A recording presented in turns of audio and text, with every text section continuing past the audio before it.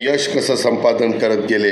Doctor दुधबाते यांच्या नेत्रालय आणि retina सेंटरसारखी संस्था तुमच्या माझ्या समाजातल्या गरजूंच्यासाठी एक हक्काचं रुग्णालय आज झालेलं आहे असं म्हटलं तर काही वावगं ठरणार नाही। आणि येत्या अत्याधुनिक अशा प्रकारचं तंत्रज्ञान, अनुभवी आणि कुशल नेत्रतज्ञ डॉक्टरांच्या हाताखाली जवळपास 5 डॉक्टर वेगवेगळे तिथं काम करत असतात। अद्ययावत उपकरणांनी सुसज्ज अशा प्रकारचं त्यांचं ऑपरेशन थिएटर, या सर्व गोष्टी आमच्या डॉक्टरांनी एकाच छताखाली आणण्याचा प्रयत्न केलेला आहे। आणि स्वतंत्र रुग्ण समुपदेशक आणि मार्गदर्शक कक्ष हे देखील डॉक्टरांनी या ठिकाणी ठेवले। म्हणजे कुठल्याही बाबतीतली काटकसर डॉक्टरांनी हा सगळं हॉस्पिटल बघत असताना, रुग्णालय बघत असताना इथं मला पाहायला मिळाली नाही। सगळीकडे अतिशय व्यवस्थित रंगसंगती, अतिशय चांगलं दर्जेदार काम, व्यवस्थितपणे तिथलं फर्निचर आणि सगळ्या गोष्टी ह्या डॉक्टरांनी त्याच्यामध्ये मनापासून केलेल्या आहेत। डॉक्टरांच्या बाकीच्या सर्व सहकाऱ्यांनी त्या बाबतीमध्ये त्यांना साथ दिलेली आहे।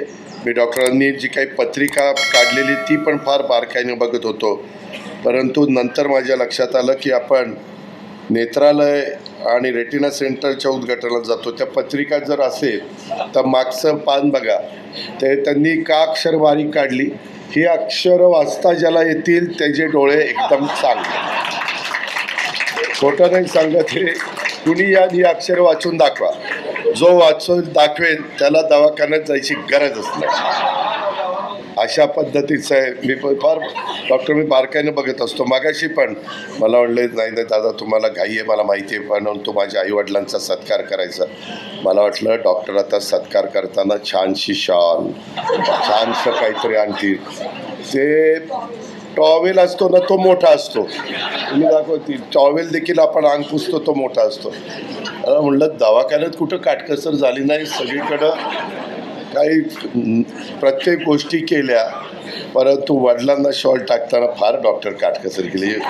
ही वागणं बरं नव्हं। त्यामध्ये डॉक्टर शेवटी ह्या आईवडिलांनी तुम्हाला जन्म दिला म्हणून तुम्ही हे सगळं बघू शकला, म्हणून तुम्हाला ती डिंपल मिळाली आणि तुमचं भलं झालं। असं करू नका डॉक्टर। बाकीचे मला म्हणतातच की ह्याला बोलवायचं म्हणजे काय बोलेल सांगता येत नाही, पण मी खरं बोलत असतो, मी चुकीचं बोलत नाही। मित्रांनो, गमतीचा भाग जाऊ द्या, परंतु खूप मुलांना मुलींना मोफत अशा प्रकारचं नेत्र तपासणीचं काम डॉक्टर साहेबांनी आपल्या आजपर्यंतच्या काळामध्ये केलेलं आहे। आपण सर्वांनी मिळून या नेत्रालयाच्या माध्यमातून नेत्र आरोग्याच्या जागरूकतेचा प्रसार आणि प्रचार हा केला पाहिजे।